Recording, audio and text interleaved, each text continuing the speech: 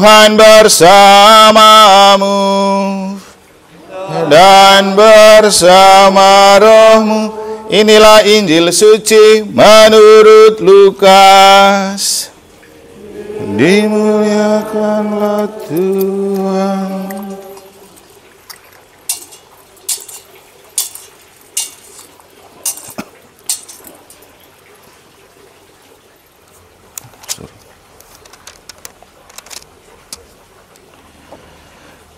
Sekali peristiwa, Yesus bersabda kepada murid-muridnya, barang siapa mengakui aku di depan manusia,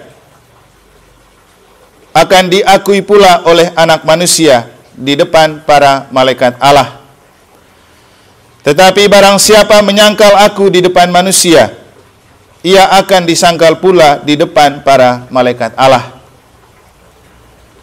Setiap orang yang mengatakan sesuatu melawan Anak Manusia, ia akan diampuni. Tetapi barang siapa menghujat Roh Kudus, tidak akan diampuni. Apabila kalian dihadapkan kepada majelis atau pemerintah atau penguasa, janganlah kalian khawatir bagaimana dan apa yang harus kalian katakan untuk membela dirimu. Sebab pada saat itu juga Roh Kudus akan mengajarkan kepadamu apa yang harus kalian katakan.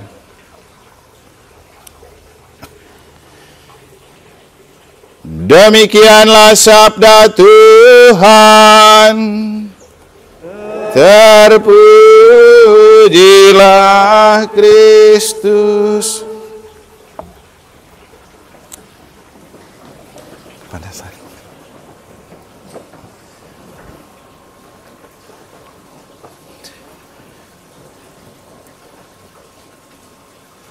Bangunlah harapanmu atas dasar iman, dan bangunlah imanmu atas dasar ketaatan.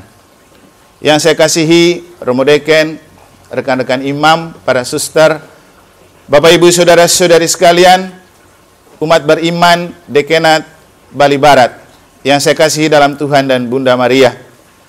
Pertama, kalau saya pindah tempat dari mimbar ke sini, bukan saja karena kepanasan.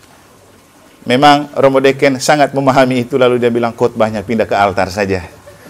Tentu susah menjadi orang yang bisa memahami keberadaan kita. Maka pertama, terima kasih Romo Deken untuk pemahaman ini. Dan semoga kita semua juga bisa memahami. Tapi memang tadi saya sudah berpikir untuk berpindah khotbah ke tempat ini, supaya saya bisa dipandang oleh semua umat, dan saya bisa memandang semua umat. Karena katanya, sabda itu menjelma menjadi daging dan masuk di hati, harus mulai dari tatapan mata, dari mata turun ke hati. Tadi pagi, waktu baru bangun, saya ditelepon oleh Romo Deken. Dia bilang begini, Romo Iman, nanti khotbah ya. Saya berpikir, masih ada yang lebih senior. Lalu saya bilang, mungkin bisa minta Romo Deni, kan baru merayakan ulang tahun Perak Imamat. Tapi ternyata Romo Deni juga ada di dekat Romo Deken. Lalu Romo Deni bilang, hai kamu sudah kan baru pulang dari NTB. Coba bagi pengalaman di NTB untuk umat di Bali Barat. Lalu Romo Deken bilang, iya Romo Eman giring saja umat entah mau dibawa kemana. Jadi tugas saya sekarang itu menggiring umat Dekenat Bali Barat, entah saya bawa kemana. Itu nanti bukan karena kehendak saya, tapi kehendak Roh yang... Setelah saya menerima telepon itu, kemudian saya lihat bacaan. Soalnya Romo Deken bilang, nggak apa-apa Romo Eman, nanti bacaannya pas itu. Ketika saya melihat bacaannya, pertama sekali saya merasa tertegun dan terpesona dengan bagian akhir dari Injil. Ketika Yesus bilang apa? Ketika kamu dihadapkan kepada majelis, para pemerintah atau pejabat atau penguasa, janganlah takut untuk membela diri. Nanti Roh Kudus akan dikirim untuk membantu kamu bisa berbicara. Nah inilah yang saya pegang. Sudahlah, saya langsung memasrahkan diri kepada Roh Kudus dan biarkan Roh Kudus berbicara untuk saya menggiring umat Dekenat Bali Barat ini dibawa kemana dari khotbah hari ini. Kalau mau jujur, apa yang membingkai keberadaan kita, juga bahkan hati dan pikiran kita sekarang itu ada dua hal ini yang paling menonjol. Pertama, kita akan berhadapan dengan Sinode 5 Keuskupan Denpasar yang terjadi pada tanggal 27 November sampai 1 Desember. Tentu seluruh perhatian kita sebagai umat sudah diarahkan dan akan tetap terus diarahkan untuk mensukseskan Sinode ini seperti yang sudah diungkapkan oleh Romo Deken di bagian pengantar. Yang kedua, kita juga sedang dibingkai dan dibalut oleh perasaan dan pikiran tahun politik. Entah tentang capres dan cawapres, juga tentang partai-partai. Jangan berpikir begini Bapak Ibu, ngapain lagi Romo Iman berbicara politik? Ya, karena tadi bilang pengalaman dari NTB, kemarin saya ke NTB itu untuk turba Komisi Kerawang, berbicara politik ini. Karena itulah profesi saya sebagai Ketua Komisi Kerawang. Bukan untuk mempolitisasi Anda, tapi mari kita memaknai tahun politik sambil tetap memperhatikan hal ini. Apapun partai dan capres dan cawapres, kita tetaplah satu sebagai orang Katolik. Jangan gampang terpecah-pecah dan terbelah-belah karena kepentingan politik. Karena kemarin saya katakan di NTB, apapun partai Anda, siapapun jagoan Anda, jangan lupa, pemilu itu musiman. Ketika Anda sakit dan mati, Anda akan kembali ke Anda di KBG mana, Anda di lingkungan mana, Anda di paroki mana.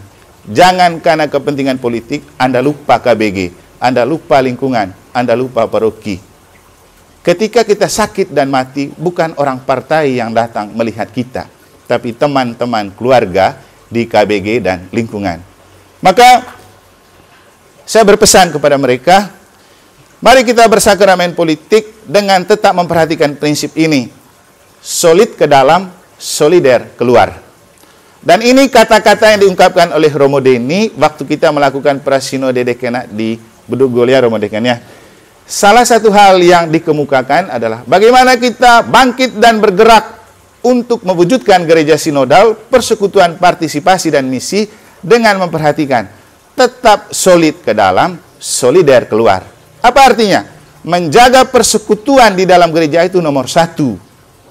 Dan di dalam gereja yang paling penting itu bukan hanya persekutuan antara kita. Karena persekutuan antara umat adalah cerminan dari persekutuan kita dengan Allah Tritunggal, Bapa, Putra, dan Roh Kudus. Maka menjaga persekutuan cinta dalam cinta segitiga Bapa, Putra, dan Roh Kudus adalah hal utama dan pertama untuk kita lakukan sebagai orang Katolik.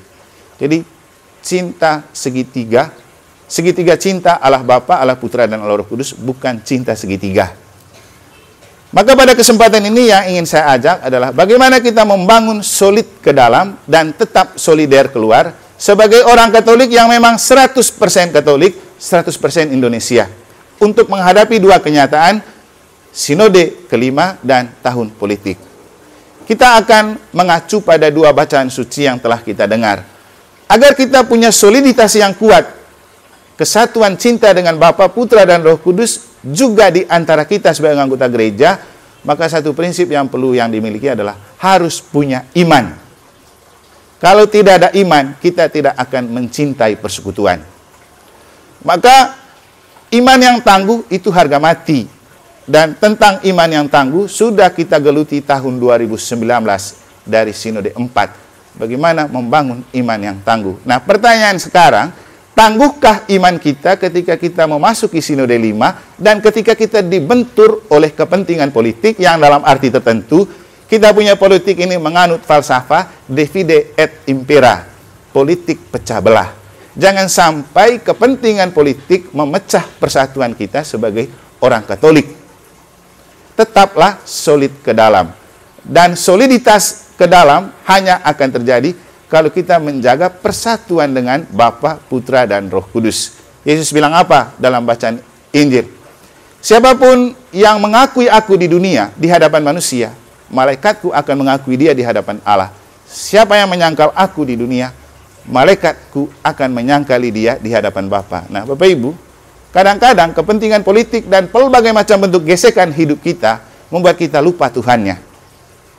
Lupa Allah Bapa, lupa Allah Putra, dan lupa Allah Roh Kudus. Dan bahkan kita bisa bergaya seperti Yudas yang menjual Yesus untuk kepentingan politik. Nah, bisa jadi juga. Jadi tetap jaga kesatuan mesra dengan Yesus supaya Yesus tetap mengakui kita di hadapan Allah. Itulah definisi iman. Iman Katolik artinya iman yang tetap dibangun dan dibalut dalam kesatuan cinta Bapa, Putra, dan Roh Kudus dengan tidak berjalan sendiri, tetapi selalu berjalan bersama Yesus dan berani mengakui Yesus di hadapan dunia. Tidak ada iman yang tangguh dan kuat tanpa ketaatan. Kenapa kemudian tadi saya mengatakan, bangunlah imanmu atas dasar ketaatan. Abraham itu dipuji sebagai tokoh beriman karena ketaatan. Ini nomor satu. Jadi Katolik nomor satu harus taat. Taat kepada Tuhan, taat kepada gereja, taat kepada pimpinan gereja. Karena kalau itu tidak ada, bohong beriman. Yesus itu taat kepada Bapa sampai mati di kayu salib. Abraham itu taat dalam iman sehingga Tuhan mau bilang apapun dia mau. Bahkan yang paling sulit untuk dia adalah Abraham harus keluar dari zona nyaman untuk menjadi berkat bagi bangsa. Kalau kita kembali atau flashback kepada panggilan Abraham, kita menemukan bagaimana Abraham ditawarin oleh Tuhan. Abraham, engkau harus keluar dari tempat ini dan pergi ke tempat yang jauh. Supaya di tempat yang jauh, engkau akan menjadi berkat bagi bangsa dan berkat melimpah untukmu. Jadi, ketaatan itu nomor satu, bahkan ketika kita harus keluar dari zona nyaman. Dan jadi orang Katolik sejati, nomor satu harus taat. Itulah alasan kenapa tadi ketika Romo Deken meminta saya berkhotbah, saya harus taat. Karena memang gitu prinsip gereja Katolik. Tidak mungkin saya menolak. Maka kepada Romo Deken saya bilang, kalau memang pilihan itu jatuh pada saya harus taat kepada Romo Deken dan saya siap untuk berkhotbah. Apalagi Bapak Ibu, waktu kita retret di Lombok kemarin, salah satu hal yang perlu disadari oleh kami, membangun kembali ketaatan iman dan ketaatan imamat. Tanpa ketaatan, imamat tidak membahagiakan. Dan tanpa ketaatan, iman kita juga tidak membahagiakan. Maka kepada segenap umat Katolik di Dekenat Bali Barat, saya mengajak, mari kita beriman tangguh dengan tetap taat.